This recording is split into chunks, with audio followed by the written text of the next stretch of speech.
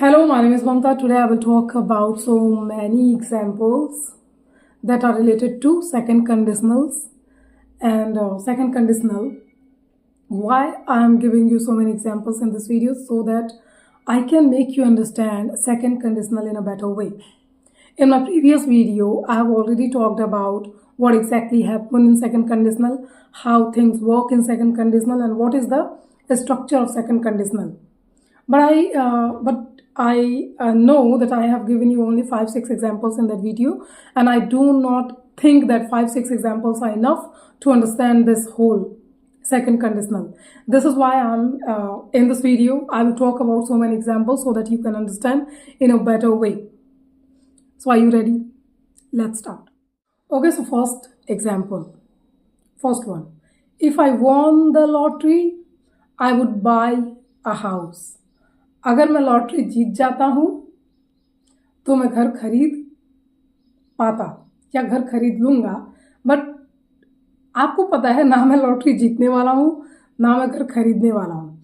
तो second conditional totally based होता है हाइपोथेटिकल सिचुएशन में, जो होने के चांसेस बहुत बहुत बहुत कम होते हैं. ओके, तो लॉटरी जीतने के कितने चांसेस हैं ही. तो अगर मैं लॉटरी जीत जाऊँगा, if I won the lottery I would buy a house. Okay, next example.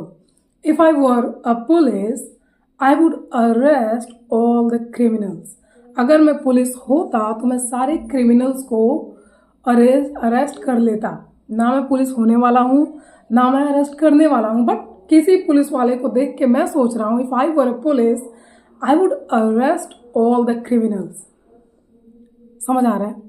It's a imaginary example, it's an imaginary situation. Next one is, if he spoke English, he would pass the exam.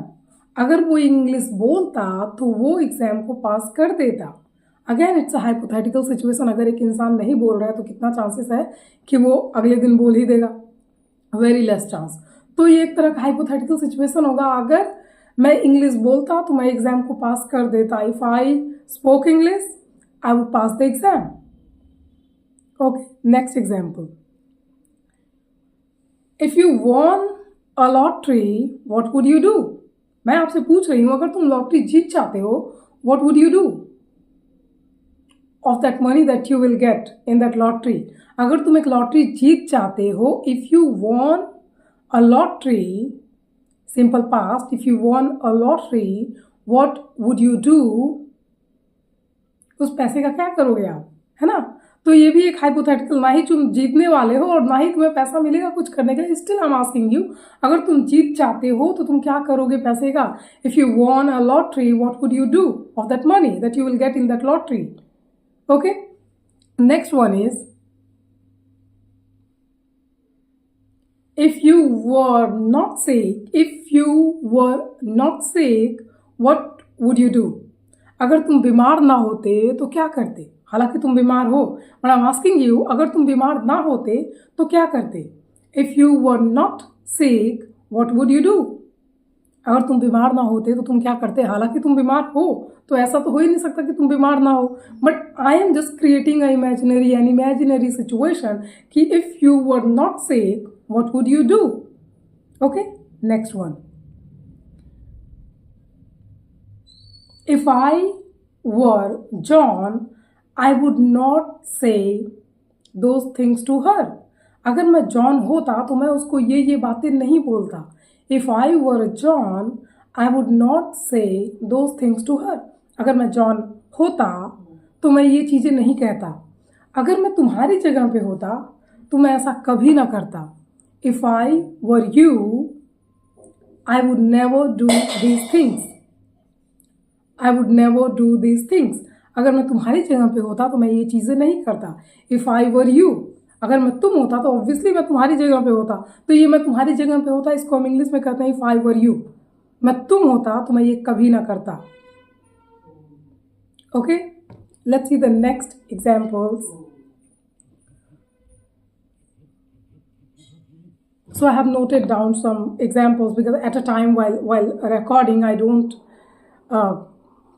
it is hard for me to find examples quickly. So I've noted down so many examples here. Next one is if I had enough money, I would buy a car.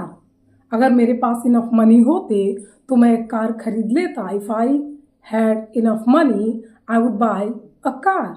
समझ आ रहा है? अगर मेरे पास ना मेरे पास पैसे नहीं है, बट मैं सोच रहा हूँ, आई am creating an imaginary situation again, कि अगर मेरे पास पैसे होते हैं, if I had enough money, I would buy a car और अ हाउस, और इट कैन बी एनीथिंग. जो आपको लगता है कि मेरे पास पैसे होते तो मैं खरीद लेता.